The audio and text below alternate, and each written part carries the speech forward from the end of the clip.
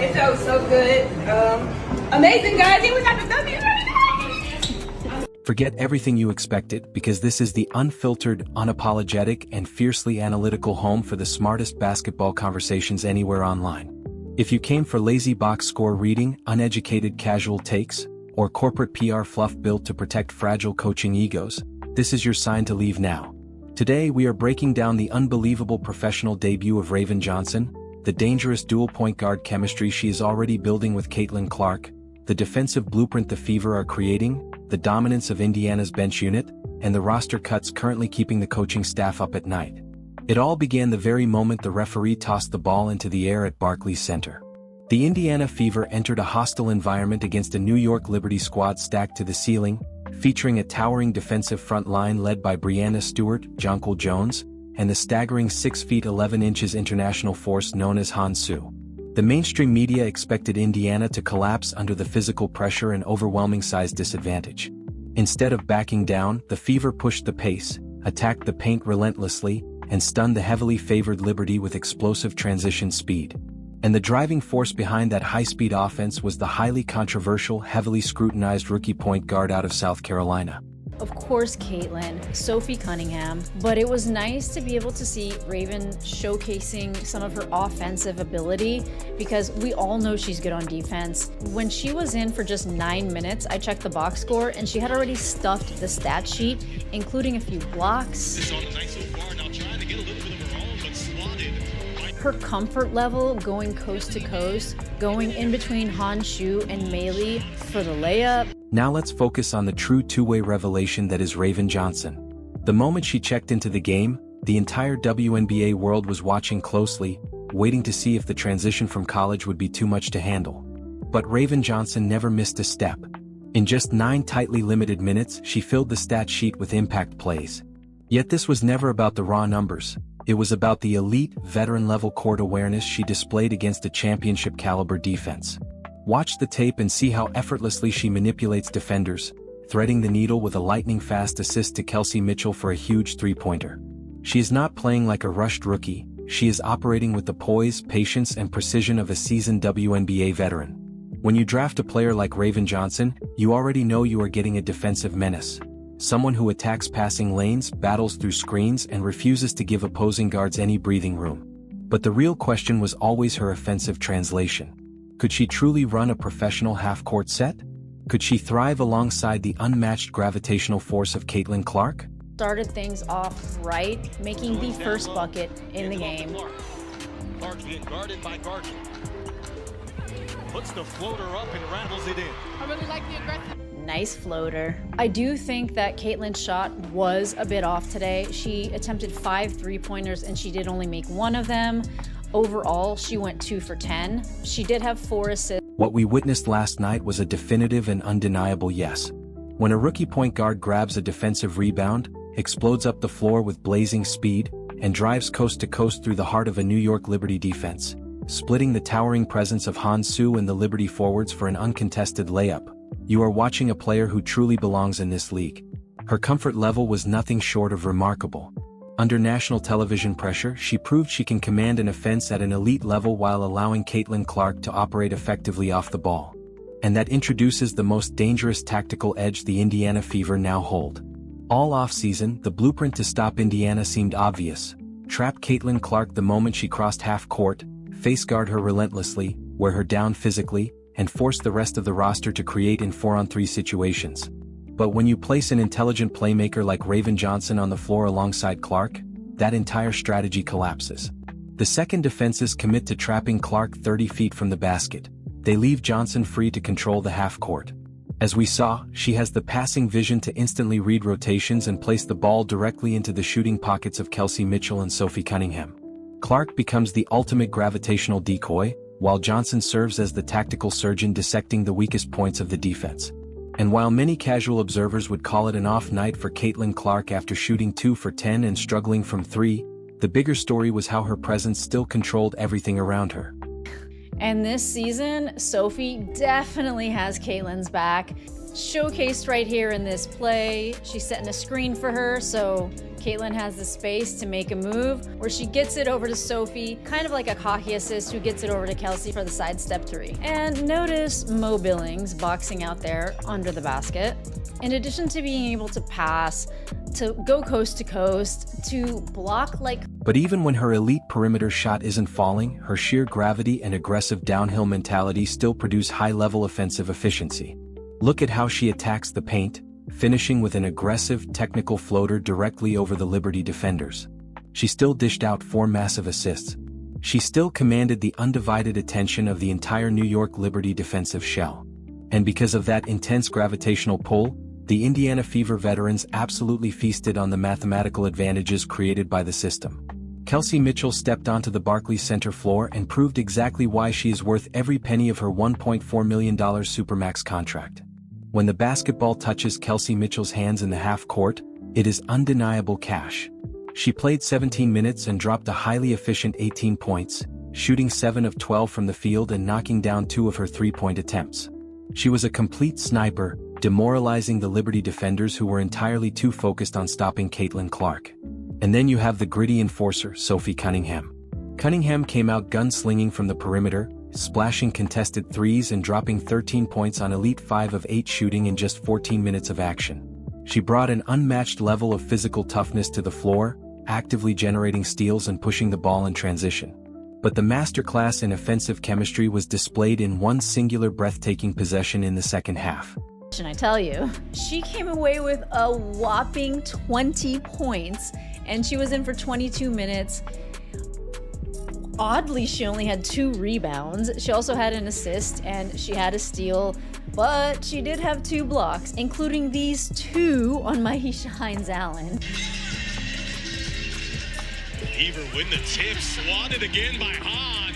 Well, one of them maybe wasn't necessarily a block, but it made it impossible for Maisha Hines-Allen to get that in. Shockingly, the Indiana Fever blew away New York Liberty in the steals area, with 8 steals to their 3. Overall, the New York... Look closely at this sequence, because it represents the exact geometric blueprint of a championship offense.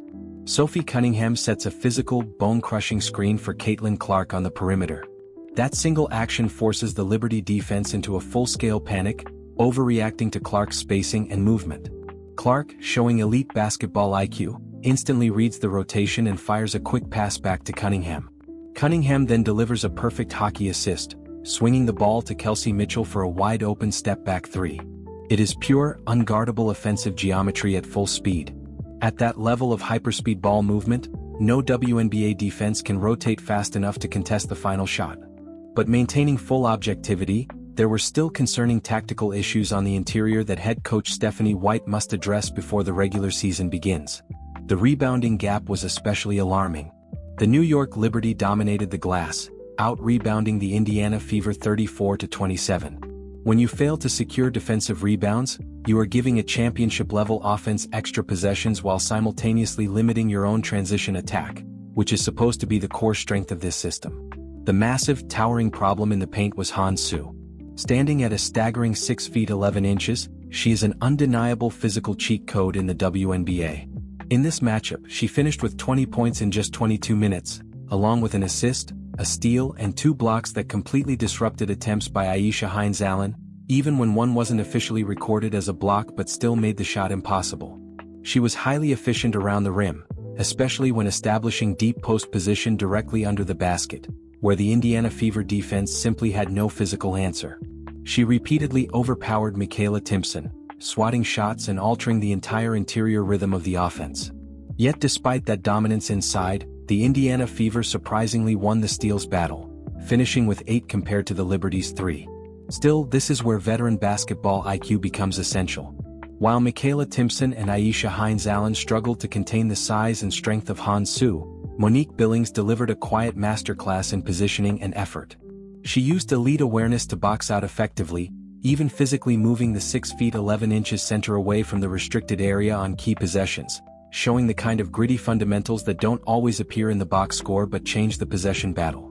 What truly defines winning basketball is not always on the box score. Those highly physical, unglamorous plays that rarely get noticed, but ultimately form the foundation of WNBA championships.